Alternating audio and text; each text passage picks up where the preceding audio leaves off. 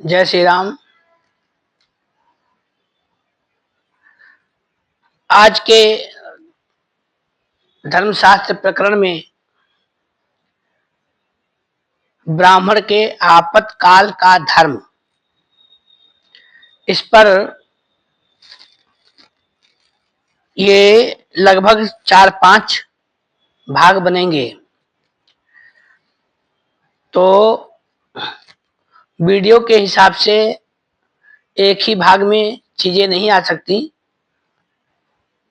तो ये भाग कर रहे हैं। ये भाग जो मैं डालता हूँ ये ग्रंथ के भाग नहीं है। ग्रंथ में तो प्रकरण ही पूरा होता है, लेकिन वीडियो बनाने के निमित्त 10, 12, 15 मिनट की भाग में आ जाती है, इसलिए ऐसा बोलता हूँ। तो अब ब्राह्मण के आपत्काल के धर्म में मनुस्मृति के 4th अध्याय में 223 श्लोक में आया है।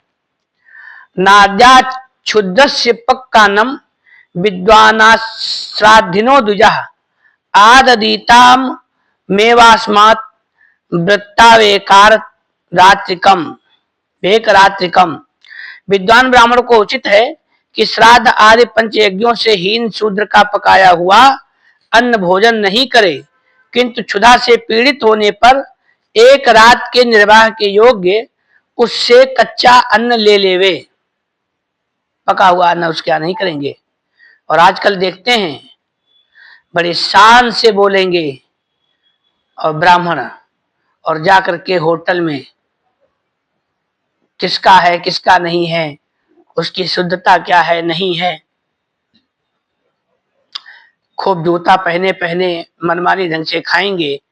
और फिर मंदिरों में जाके, आचार्यों ब्राह्मणों के पास जाके, धर्म स्थानों में जाके उल्टे उपदेश करेंगे वहां पर कि हम भी ब्राह्मण हैं।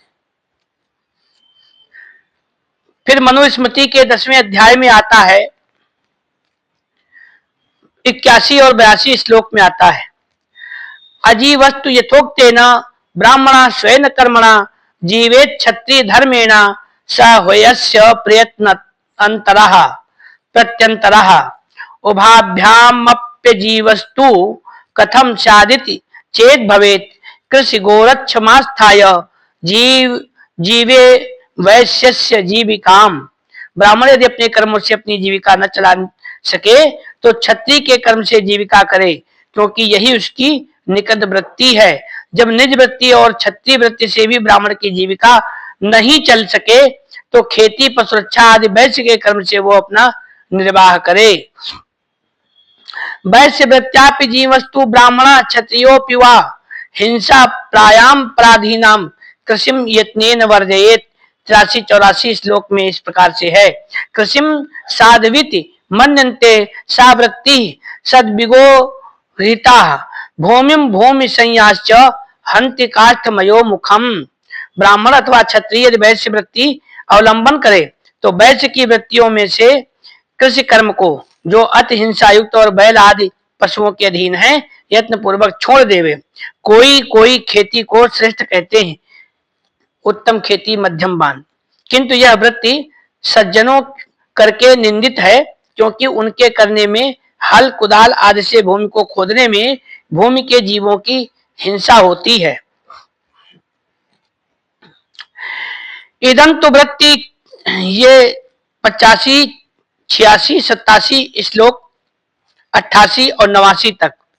इदं तो वृत्ति वैकल्या त्यजतो धर्म नैपुणम विदपर्ण्य मुद्दतोत्तारम विक्रेयम वित्तवर्धनम सर्वान रसान पोहेत कृतानंचन तिलै सह अस्मनो लवणश्चैव पशवो ये च मानुषाः सर्वंच तान तवम रक्तम साण क्षोमा विकानि च अपि चेत स्यु रक्तानि फलमूले तस्थौषधीः अपः शस्त्रम विषम मासम सोमम गंधाश्च सर्वसा क्षीरम क्षौद्रम दधि घृतम तैलम मधु गुडम कुशान आरण्याश्च पशून् सर्वान् दृष्टिश्च वयांश च मध्य नीलिम च लक्षाम च सर्वाश्चैक सफास तथा।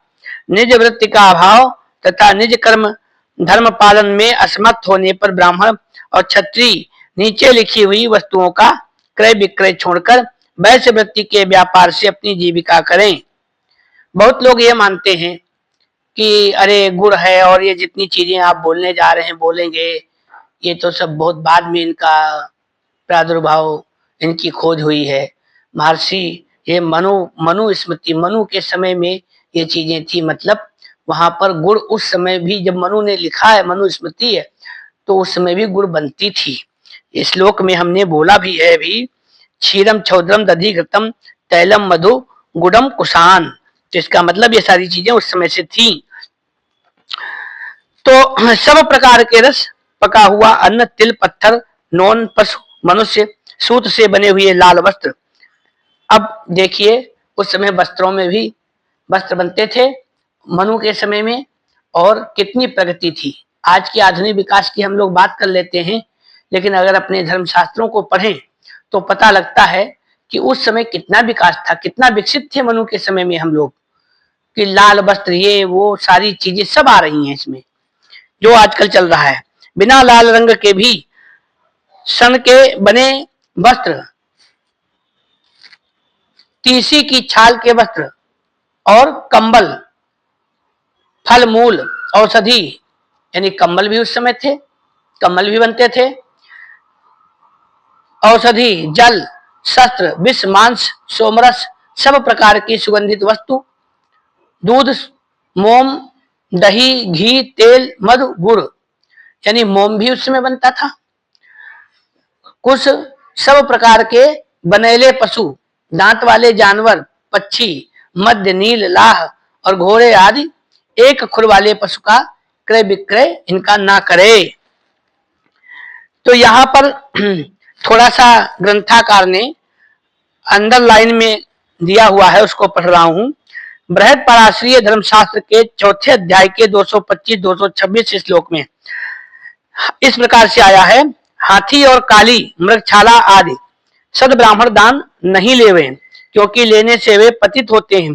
काले मृगछाला दान लेने वाला, घोड़े के शुक्र का बेचने वाला और नव श्राद्ध में भोजन करने वाला फिर पुरुष नहीं होता है। ब्राह्मण आदि चारों वर्णों के आपातकाल का धर्म गृहस्थ प्रकरण में आगे आएगा। बौधायन स्मृति में दूसरे प्रश्न के दूसरे अध्याय के 77 श्लोक में प्रायः ऐसा आया है। अब आते हैं काम मुत्पाद्य कृष्याम तु स्वयमेव कृषि वला विक्रीणीत तिलान शुद्धान धर्मार्थ अचिर चिरस्थितान भोजनाभ्यंजनान दानाद्यन्य दन्यत कुरुते तिलैः क्रमि भूमि भूता सुविष्ठायाम पितृभिः स मज्जति सद्यः पतति मांसेन लाछया लमरेण च त्रयेण शूद्रो भवति ब्राह्मणा क्षीर विक्रयात् इतरेषां तु पर्ण्यानां विक्रयादिः कामतः ब्राह्मणा सप्तरात्रीणां वैश्य भावम नियच्छति। कृषक अपने खेत में उत्पन्न पवित्र तिल को धर्म कार्य के निमित्त इच्छा अनुसार बेच सकता है, किंतु लाभ की इच्छा से बहुत दिनों तक रख के न बेचे। जो मनुष्य भोजन, उपटना और दान के सिवाय तिल को अन्य व्यवहार में लाता है, वो पितरों के सहित कुत्ते की विष्ठा का कीड़ा होता है।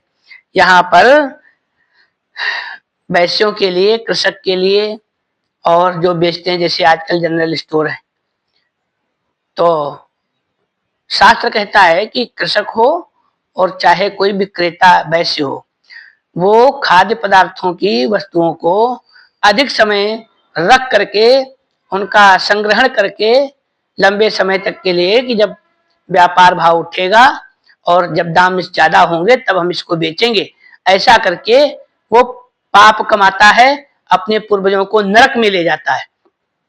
यहाँ तो देखा गया है, आयुर्वेद शास्त्र के अनुसार जो जानकार हैं वो ऐसा बताते हैं कि आप आटा भी खाएं तो एक दिन का पिसा हुआ 12 दिन से ऊपर के आटे को ना खाएं। 12 दिन के ऊपर का आटा हो गया पिसाई की तारीख से, तो वो अपौष्टिक हो जाता है, वो विष के समान हो जाता है, उसके सारे तत्व क्षीण हो चुके होते हैं वो और बीमार करने वाला होता है।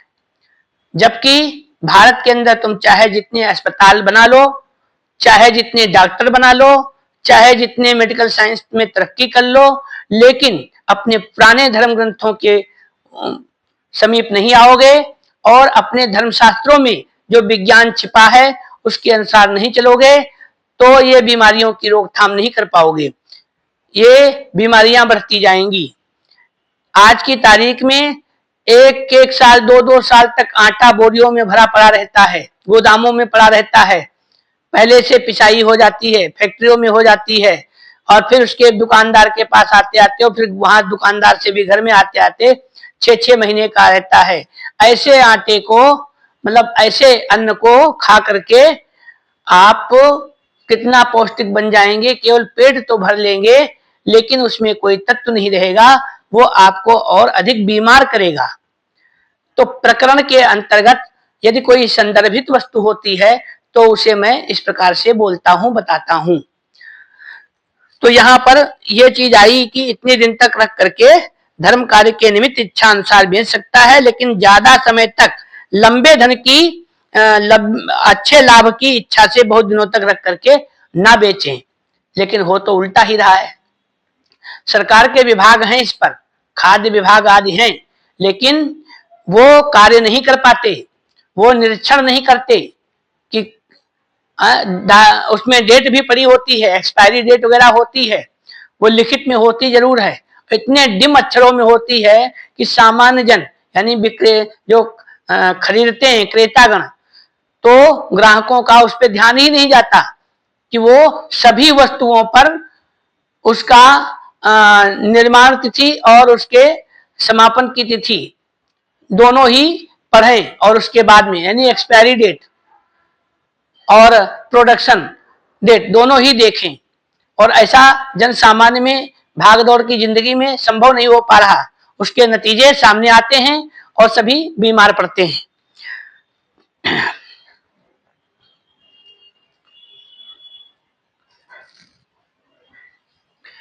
ब्राह्मण मांस लाह और नोन बेचने से उसी क्षण पतित हो जाता है, 3 दिन तक दूध बेचने से शूद्र बन जाता है तथा इच्छा पूर्वक 7 दिन तक ऊपर कहे हुए रस आदि निषिद्ध वस्तुओं को बेचने से वैश्य हो जाता है। वैश्य वृत्ति मानात तिष्ठन् ब्राह्मण स्वपथि स्थितः अवृत्ति कर्षितः सीदन्निमं धर्मं समाचरेत। 101, 102, 103, 104, 105, 106, 107, 108 इतने श्लोकों को मैं बोल रहा हूं। सर्वतः प्रतिगृहणीयान ब्राह्मणस्तो नयम गतः पवित्रम दुष्यतीत्येत तद्धर्मतो नोपपद्यते। ये सब जो है मनुस्मृति के 4 और 10वें अध्याय के श्लोकों को मैं इस प्रकार से बोल रहा हूं।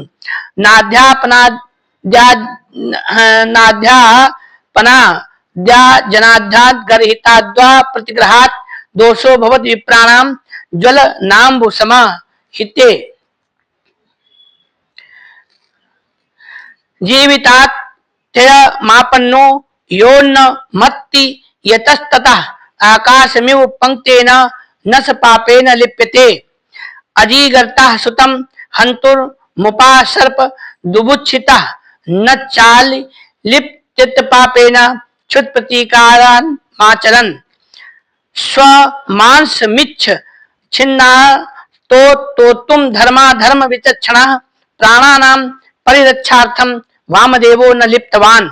भरद्वाजाच्युतास्तु सपुत्रो विजने बनई वली प्रतिजग्राह ब्रधिस्तक्षणो महातपाः क्षुधा तार्श्यामुभ्या